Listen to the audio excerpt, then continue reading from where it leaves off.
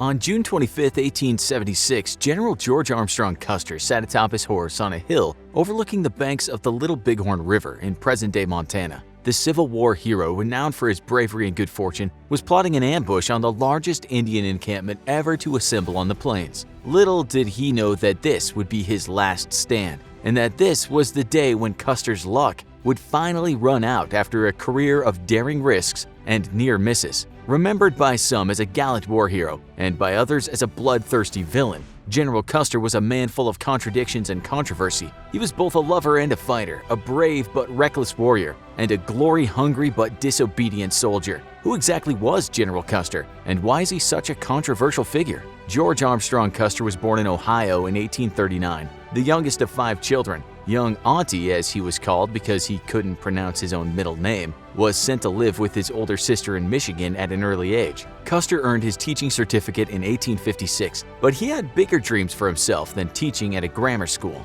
He entered West Point Military Academy in 1857, where he was known for spending more time on pranks than on his studies. He was routinely reprimanded and constantly received demerits, often earning himself extra weekend guard duties. In an event that would foreshadow future issues with his career, he was once even court-martialed for failing to stop a fight between 2 cadets. With all these extracurricular activities, it's not all that surprising that he graduated dead last in his class in 1861. Custer graduated from West Point into a country in chaos. The Civil War had just broken out in April of 1861, and Custer saw his opportunity for glory. He joined the Union Cavalry, where he attracted the attention of his superiors for his bold leadership style, daring cavalry charges, and tactical brilliance. In June 1863, he became the youngest brigadier general in the Union Army at the age of 23. The boy general, as he was called, got his first taste of leadership in battle just a few days later during the infamous Battle of Gettysburg. On the third and final day of the bloody conflict, Confederate General J.E.B. Stuart's cavalry divisions were attempting to take the Union Army's rear by surprise when he was cut off by Custer's forces. After a ferocious battle between thousands of horsemen,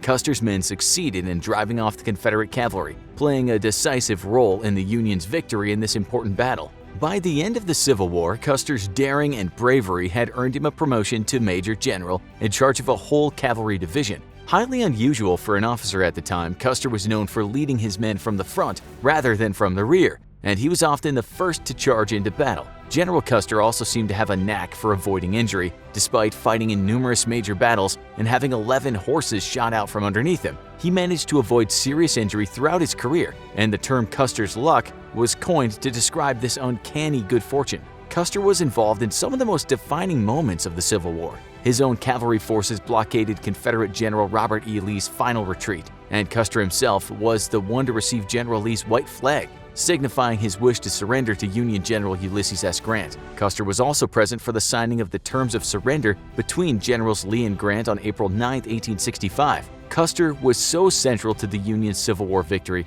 that General Philip Sheridan purchased the table that was used to sign the terms of surrender and gave it to Custer's wife in gratitude for her husband's service. Just prior to the end of the Civil War, Custer had married Elizabeth Libby Bacon in February 1864. Her father, a judge, was not supportive of the match, as he considered Custer to be beneath her. After initially rejecting him, he eventually won her over, and they began an intense courtship and passionate letter-writing habit that would persist throughout their marriage. Custer is famously quoted as saying, "I would be willing, yes, glad, to see a battle every day during my life." His life's ambition was to gain fame and glory for his battlefield exploits, and Libby was his devoted partner in this endeavor, happily playing the part of the faithful lady to his daring warrior. Custer was also notoriously flamboyant. He paid special attention to his appearance, especially his long golden hair, which he perfumed with cinnamon oil. And he always dressed in the height of the late 17th century fashion, in velvet outfits with gold lace detail and large sombreros. In 1866, Custer was promoted to lieutenant colonel,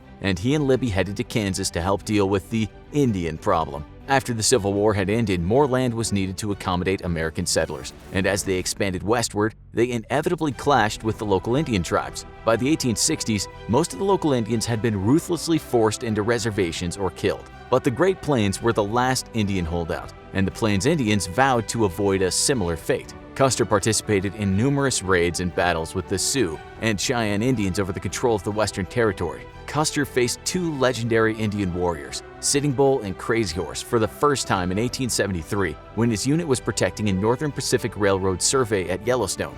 The government had been encouraging trains to stop so that passengers could hunt the buffalo for sport. The Indians relied on the buffalo for food, and needless slaughter escalated tensions. Although he succeeded in driving them off this time, little did Custer know that he had just faced the warriors who would bring about his own downfall years later. During this time, Custer once again demonstrated his disregard of authority when he left his regiment without permission to visit his wife Libby. He was court-martialed yet again for this exploit and stripped of his rank and pay for a year. His punishment only lasted 10 months though, before General Sheridan reinstated him to lead a campaign against the Cheyenne Indians. Custer was learning that fighting Indians was much different than fighting Confederate soldiers. The Indians had the advantage of being much more familiar with the terrain, and since they were fighting to preserve their way of life, they were much more motivated to fight to the bitter end than Custer's career soldiers. By 1876, the Plains Indian Wars had reached a stalemate. In 1868, South Dakota's Black Hills had been set aside for the Great Sioux Reservation. However, once gold was discovered in those hills just a few years later, the government quickly reneged on their deal and took over the land. Custer was tasked with relocating the Indians to their new reservation, but things didn't exactly go as planned. Rather than go quietly, most of the Indians traveled to the banks of the Little Bighorn River in present-day Montana to join Custer's old adversaries Sitting Bull and Crazy Horse to fight for their freedom. On June 25, 1876, Custer was one of the first to arrive at the meeting point near the encampment, where he and the other generals planned to gather before fighting the Indians and forcing them to surrender to the reservations. While waiting for the other generals to arrive, it was decided that Custer and his men would move in and surround the Indians, then wait for reinforcements. Once he had located the Indians' camp, however, Custer decided to launch a surprise attack rather than wait for reinforcements. No one is quite sure why he thought this would be a good idea, but based on what we know about him, we can assume that arrogance and glory-seeking played a big role in him leading his men to certain death. The battle famously came to be called Custer's Last Stand, but in reality, he never even had a chance against such a mighty force of Indian warriors. Custer divided his 600 men into 4 groups. One group was to stay with the supplies, 2 groups were to attack the Indians from the south, and Custer's own group was to attack from the north. The South group was the first to attack, but they retreated almost immediately once it became obvious that they were not only outnumbered, but outgunned. With more than 2,000 warriors, this was the largest gathering of Indians ever seen on the Great Plains. The Indians also had superior repeating rifles and bows and arrows, while the cavalry only had single-shot rifles and .45 caliber revolvers. Custer and his own men, not knowing that their comrades had retreated, launched their attack from the north. Overwhelmed by the Indians' superior numbers and firepower, Custer's command collapsed completely, and it quickly became every man for himself. Within an hour, the Indians had massacred every single one of Custer's 210 men, except for one lucky soul who'd been sent by Custer to take a message to the South forces asking for reinforcements. Sadly, his message was ignored. Custer's subordinates, Benteen and Reno, hated him and hated each other, and had just narrowly escaped a similar fate. Whether it was cowardice, malice, or possibly even drunkenness, we don't know. All we know is that they did not come to Custer's aid when he sent the message, "Come quick." In keeping with his image as a daring leader, Custer himself was found dead alongside 40 of his men,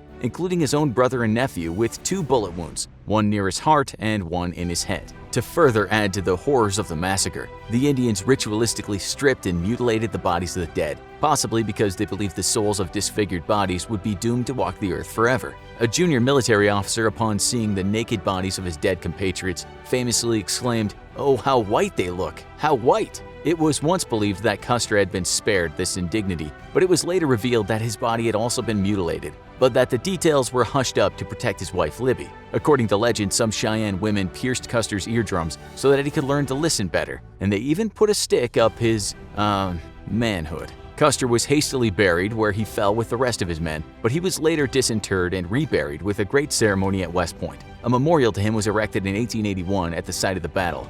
The Battle of the Little Bighorn was the U.S.'s biggest defeat in the Plains Indian Wars. The Indians' victory was short-lived, however. The American public demanded retribution for the death of Custer, a decorated Civil War general and American folk hero. So the Army intensified their efforts to hunt down Indians and either relocate them or wipe them out completely. Facing unprecedented violence against his people, Crazy Horse finally surrendered in 1877, bringing the Plains Indian Wars to a close. We have his devoted wife Libby to thank for the enduring power of Custer's controversial legacy. She lived another 57 years after his death and spent the rest of her life writing books and giving lectures about his heroism and gallantry. She was helped in her efforts by William Buffalo Bill Cody, a one-time scout for Custer who went on to create his famous Traveling Wild West show, a highlight of which was a reenactment of Custer's last stand, featuring real Native American warriors who had actually fought at the Little Bighorn. Custer was even immortalized on the silver screen when future President Ronald Reagan played him in the film Santa Fe Trail. Custer himself had written his autobiography shortly before his death, and My Life on the Plains went on to become a bestseller. After Libby's death in 1933, however, the American public began to acknowledge that perhaps Custer wasn't the flawless hero he'd been made out to be. At the height of his fame during the Plains Indian Wars, the New York Tribune wrote, "Future writers of fiction will find in General Custer most of the qualities which will go to make up a first-class hero. While his heroism might be up for debate in modern times, his legend certainly lives on today, and we suspect that the flamboyant glorymonger wouldn't have wanted it any other way." If you thought this was interesting, be sure to check out one of our other videos, like this funny and fascinating one or this hilarious and educational one. Whichever one you pick, we promise you won't need any of Custer's luck to get through it. Thanks for watching, and as always, don't forget to like, share, and subscribe. See you next time.